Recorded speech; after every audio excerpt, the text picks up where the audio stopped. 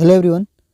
अर्धवार्षिक परीक्षा 2022-23 के लिए कक्षा 10वीं के गणित के पेपर के लिए कुछ इंपॉर्टेंट प्रश्न आपको बताएंगे। इन्हें आप ज़रूर पढ़ के जाइए क्योंकि ये बहुत ही महत्वपूर्ण प्रश्न है और आपके परीक्षा में इसी तरीके के प्रश्न पूछे जाएंगे। और आपको ये बता दें कि ये रियल पेपर नहीं है और आपको रियल पेपर के भरोसे रहना भी नहीं चाहिए, आपको अपनी तैयारी खुद से करनी चाहिए। तो देखिए, प्रश्न नंबर 1 में है सही विकल्प चुनकर लिखिए, जिसका पहला क्वेश्चन है किसी पूर्णांक m के लिए प्रत्येक समपूर्णांक किस रूप का होता है। तो कोई भी समपूर्णांक होगा 2m रूप का होगा, यहाँ पे देख सकते हैं सी नंबर पे दिया हुआ है। और कोई भी यदि विषम पूर्णांक आता है तो 2m + 1 रूप का लिख सकते हैं। तो ये किसी m पूर्णांक के लिए जो समपूर्णांक है वो 2m रूप का होता है, आपको याद रखना है। दूसरा क्वेश्चन है बहुपद x² + 9x + 20 के शून्यकों की संख्या कितनी होगी। तो देखिए, यक्स की घात अधिकतम 2 है, यानी द्विघात बहुपद है, तो शून्यकों की अधिकतम संख्या 2 ही हो सकती है। तो इसका आंसर हो जाएगा बी नंबर जो दिया हुआ है। इसके आगे देखेंगे प्रश्न नंबर 3 क्या है। प्रश्न नंबर 3 में है एक लड़की की वर्तमान आयु देखेंगे x - 7 वर्ष है, तो 10 वर्ष बाद उसकी आयु क्या होगी। तो देखिए, अभी वर्तमान आयु जो है x - 7 है, तो 10 वर्ष बाद बोल रहा है तो 10 जोड़ना पड़ेगा। जैसे कोई अभी 10 साल का है तो 10 वर्ष जोड़ेंगे तो 10 साल बाद 20 हो जाएगा। तो इसमें 10 जोड़ेंगे तो देखिए -7 और +10 करेंगे तो ये +3 बचेगा इधर, और यक्स रहने देंगे तो यक्स +3 वर्ष का होगा 10 साल बाद। तो देखिए कहाँ दिया है, डी नंबर पे दिया है यक्स +3 वर्ष, तो इसका करेक्ट आंसर हो जाएगा। चौथा क्वेश्चन है AP 5, 8, 11, 14 का 10वां पद। तो देखिए 10वां पद क्या होता है, A + 9D होता है। तो A क्या है आपका 5, पहला पद A होता है, A + 9D, 9 × D। D का मान कितना, देखिए 8 में 5 घटाएंगे, 8 A2 है, 5 A1 है। पहला पद A1 होता है, दूसरा पद A2, तो 8 में 5 घटाएंगे तो 3 आएगा, तो यानी डी का मान आपका 3 है। तो 5 प्लस कितना हो जाएगा, 9 × 27, तो 27 5 कितना होता है, 32 होता है। तो 32 देखिए आपका कितने नंबर पे दिया है, 32 दिया है ए नंबर पे। तो पहले इसका आंसर हो जाएगा, पहला जो दिया है ए नंबर 32, तो ये इसका आंसर हो गया। इसके आगे देखेंगे पांचवा प्रश्न क्या है।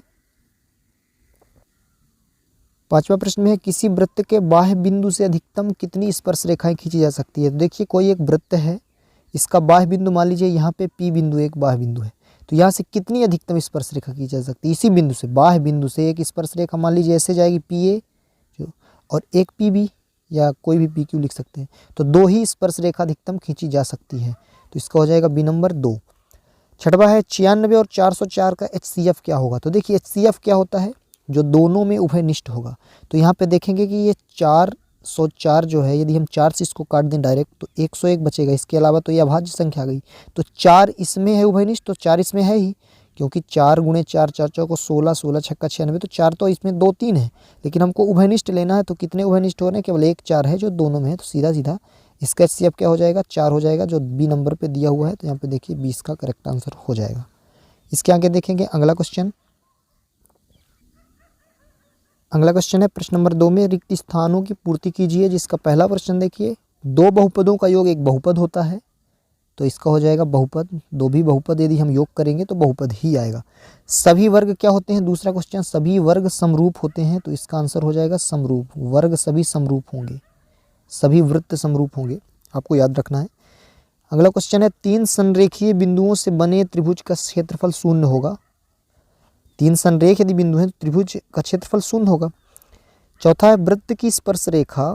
देखिए वृत्त बना लेते हैं, स्पर्श रेखा भी बना लेते हैं। एक स्पर्श रेखा ऐसे जाएगी, तो बिंदु से होकर जाने वाली, वृत्त की स्पर्श रेखा बिंदु से होकर जाने वाली त्रिज्या, इसी बिंदु से होकर जाएगी जो त्रिज्या केंद्र पर, तो क्या होगी, लंब होगी इस पर। ये जो OA मान लीजिए ये बिंदु, स्पर्श बिंदु A है और केंद्र O है, तो यहाँ से जो जाएगी वो रेखा क्या होगी, लंब होगी। तो इसका क्या हो जाएगा, लंब। वृत्त की स्पर्श रेखा बिंदु से होकर जाने वाली त्रिज्या पर लंब होती है, तो इसका हो जाएगा लंब।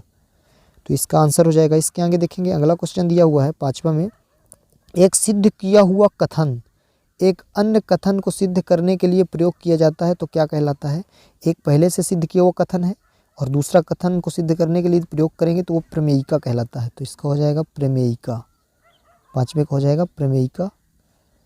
छठवा है त्रिभुज सदैव समरूप होते हैं, तो कौन सा त्रिभुज सदैव समरूप होंगे, समबाहु त्रिभुज। समबाहु त्रिभुज की तीनों भुजाएं बराबर होती हैं, तो समबाहु त्रिभुज सदैव समरूप होते हैं। 7वां क्वेश्चन है रैखिक बहुपद के अधिकतम कितने शून्य हो सकते हैं। रैखिक बहुपद है तो एक ही शून्य हो सकता है अधिकतम, तो ये हो जाएगा इसका 1। इसके आगे देखेंगे अगला क्वेश्चन। प्रश्न नंबर 3 में है सही जोड़ी बनाइए, जिसमें देखेंगे ऑप्शन पहला है sin 30। sin 30 का मान क्या होता है, इसको समझिएगा। sin 30 का मान होता है 1/2। तो यहाँ पे देखेंगे कि 1/2 कहीं पे नहीं दिया गया है, साइन 30 1/2 नहीं दिया है ऑप्शन में कहीं पे भी, आप देख सकते हैं। तो इसका क्या हो जाएगा, फिर देखेंगे जो साइन 30 है वो cos 60 जो होता है उसके बराबर होता है। इसका जो हो जाएगा ये cos 60, इसका सही आंसर हो जाएगा।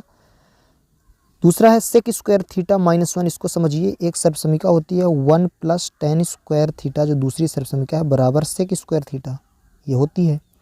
तो एक गया है इसकी तरफ, किसकी तरफ, साइन स्क्वायर थीटा की तरफ, तो ये एक यहाँ से गायब हो गया, तो सेक स्क्वायर थीटा -1 आ गया।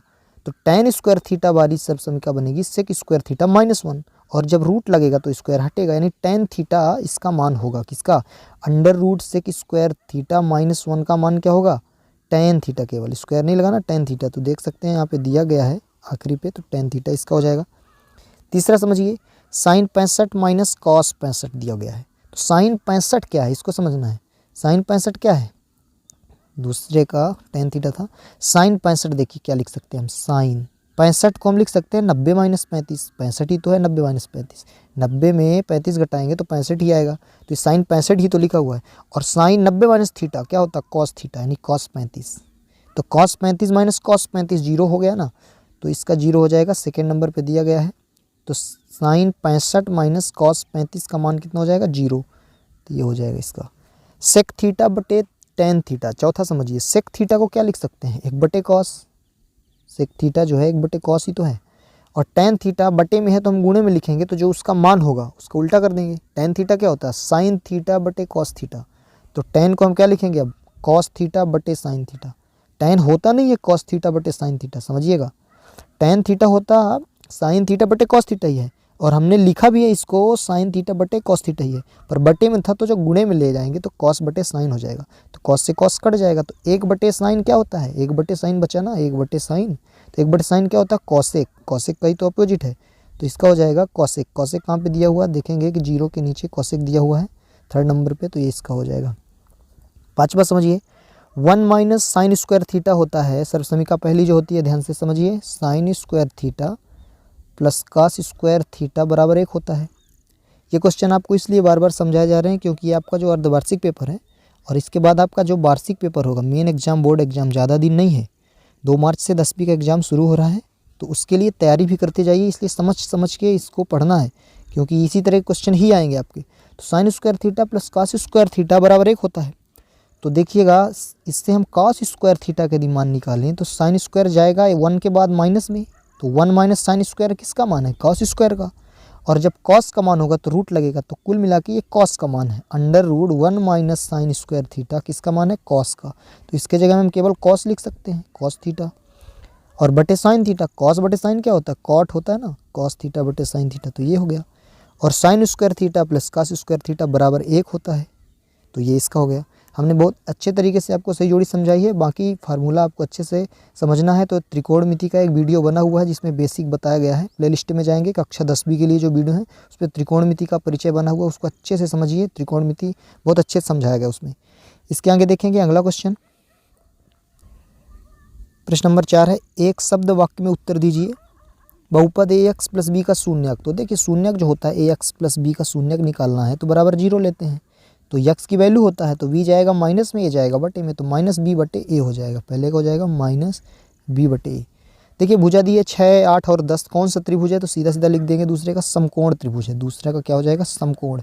क्यों होगा समकोण त्रिभुज, क्योंकि पाइथागोरस प्रमेय जानते हैं क्या होती है, कर्ण का स्क्वायर बराबर लंब स्क्वायर प्लस आधार स्क्वायर, जो 10 का स्क्वायर है वो 100 होगा, और 6 स्क्वायर और 8 स्क्वायर मिला के यानी 36, 6 का स्क्वायर और 64 8 का स्क्वायर, 64 36 100 होता है, तो ये कौन सा त्रिभुज होगा, समकोण त्रिभुज।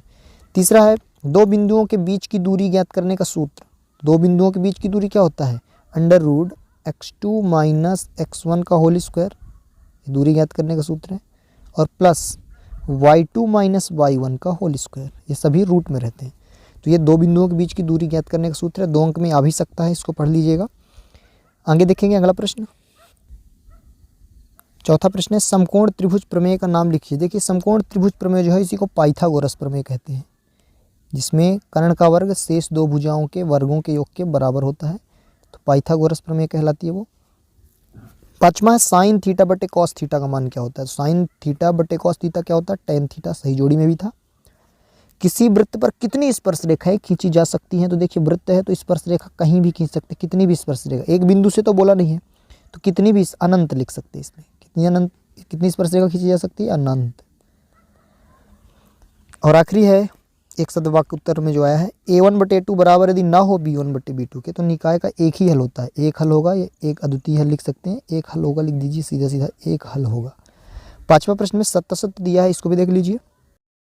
सत्य लिखिएगा। पहला प्रश्न देखिए है, वृत्त की सबसे बड़ी जीवा उसकी त्रिज्या होती है। देखिए वृत्त में अनेक जीवाएं होती हैं, तो वृत्त की सबसे बड़ी जीवा जो होगी, सबसे बड़ी जीवा जो केंद्र से होकर जाती है, वो इधर त्रिज्या इधर भी त्रिज्या, तो व्यास कहलाती है जो केंद्र से होकर जाती है। तो सबसे बड़ी जीवा व्यास होती है, तो इसने बोला त्रिज्या होती है, तो ये झूठ बोल रहा है, यानी असत्य है। पहले का असत्य लिख देना है।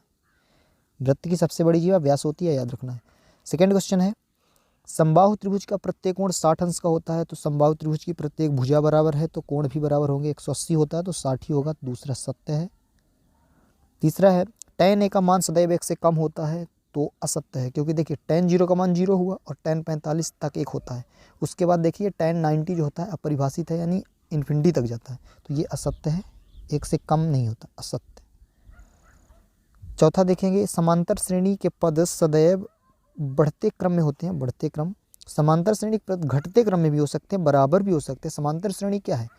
जिसका सार्वंतर समान हो। यदि हमने 8 लिया है तो 8 बढ़ाते जाएं या घटाते जाएं, तो ये असत्य है, चौथा भी असत्य है। 5वां देखिए दिया गया है, वर्ग समीकरण के अनेक हल हो सकते हैं, तो बिल्कुल असत्य है, क्योंकि वर्ग समीकरण जो है द्विघात समीकरण कहलाता है, तो अनेक हल कैसे होंगे? 2 ही हल हो सकते हैं, तो ये असत्य है, 2 नहीं लिखना, असत्य लिखना है। और आखिरी देखिए 6वां है, प्रत्येक प्राकृत संख्या पूर्ण संख्या होती है, तो प्राकृत संख्या 1 से शुरू होती है, पूर्ण संख्या 0 से, तो ये सत्य है, सभी प्राकृत पूर्ण होती हैं, तो ये आपके सत्य भी हो गए। इसके आगे AP के प्रथम 4 पद अगले क्वेश्चन पे देखेंगे। 6वां जो दिया है, A बराबर दिया है, D बराबर दिया है, तो 4 पद लिखना है, तो 10-10 बढ़ाते जाइए, 10, 20, 30, 40, तो ये 2 अंक का प्रश्न है। इस तरह से प्रश्न और देख लीजिए जो आपके एग्जाम में किस तरीके के प्रश्न आएंगे। निम्नलिखित में से AP के प्रथम पद सार्वंतर, प्रथम पद है 3, सार्वंतर देखिए A2 - A1 करेंगे, नहीं 1 - 3 तो -2 हो जाएगा, ये पढ़ लीजिए। शून्य ज्ञात करना पढ़ लीजिए,